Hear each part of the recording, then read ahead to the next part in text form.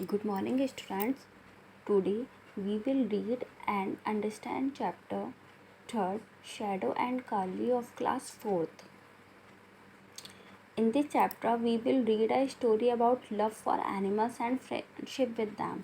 इस चैप्टर में हम जो एनिमल्स हैं उनके प्यार के बारे में और उनकी दोस्ती के बारे में पढ़ेंगे. Learn to use friendship terms and idioms. और ये पढ़ेंगे कि हम friends and terms and idioms को कैसे यूज़ करते हैं. Okay, now we will go through warm up exercise. Warm up exercise. Do you have a pet? क्या आपके पास कोई पेट है या आप कोई पेट रखते हो? Identify the pet shown the blow. जो ये पेट्स दे रखे हैं आपको इसे आइडेंटिफाई करना है. And tick the pet you have. और उस पेट पर टिक करना है जो आपके घर पर है. If you don't have pet, अगर आपके पास कोई पेट नहीं है, ठीक है, tick the one you like to adopt in future. Which pet you would like to adopt. तो आज अगर इस समय at this time you don't have any pet, अगर आपके पास कोई पेट नहीं है तो फ्यूचर में आप कौन सा पेट रखना पसंद करोगे, आपको उस पर टिक करना है. Now we will go through the chapter. Chapter is read this story about how caring and loving cats can be. इस कहानी में हम पढ़ेंगे कि जो कैट्स हैं वो कितनी लविंग और केयरिंग हो सकती हैं.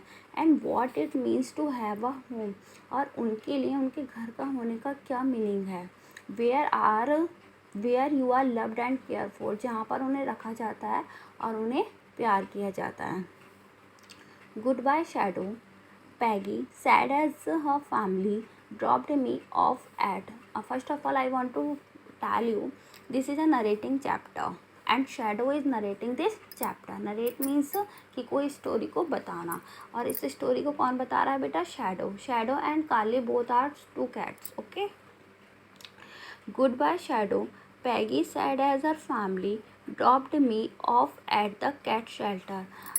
पैगी ने जब अपने परिवार के साथ मुझे कैट शेल्टर मतलब जहाँ पे बिल्लियों को रखा जाता है, आश्रय, जहाँ पर उनका घर होता है, जहाँ पर उसे छोड़ा, ठीक है, तो वहाँ पर उसे छोड़कर गुड बाय शैडो बोला. I know you will find a good home soon. मैं जानती हूँ कि तुम्हें जल्द ही एक घर मिल जाएगा. आप पिक्चर में देख रहे हो ना, ये जो गर्ल क्राई कर रही है, this is Peggy. I am sorry. मुझे माफ़ करना. I am allergic to you. मुझे तुमसे क्या है? एलर्जी है. She held me tight. उसने मुझे बहुत टाइट से पकड़ रखा था.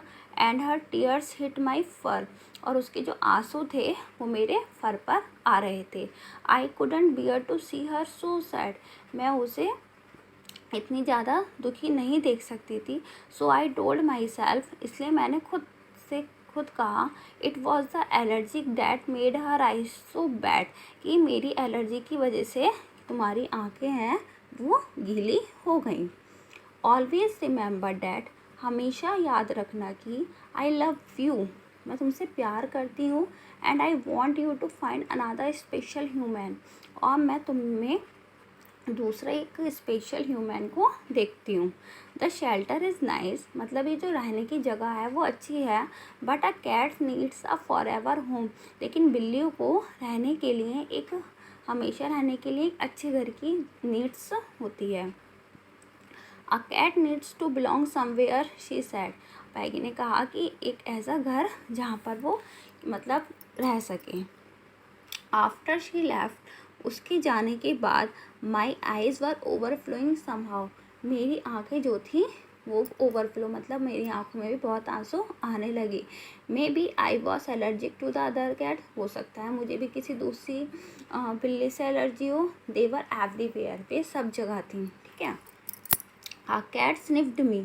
स्निफ्ड होता है बेटा सूंघना. एक कैट ने मुझे सूंघा. Then nudged my side. Nudged means होता है कोहनी से छूना, और उसने मुझे कोहनी से छुआ. Are you okay, she asked. उसने मेरे से पूछा, तुम सही हो? Of course yes, I said waking up. मैंने मतलब वापस जाते हुए कहा, हाँ मैं ठीक हूँ. She looked me straight in the eye. उसने मेरी आंखों में देखा. And I new.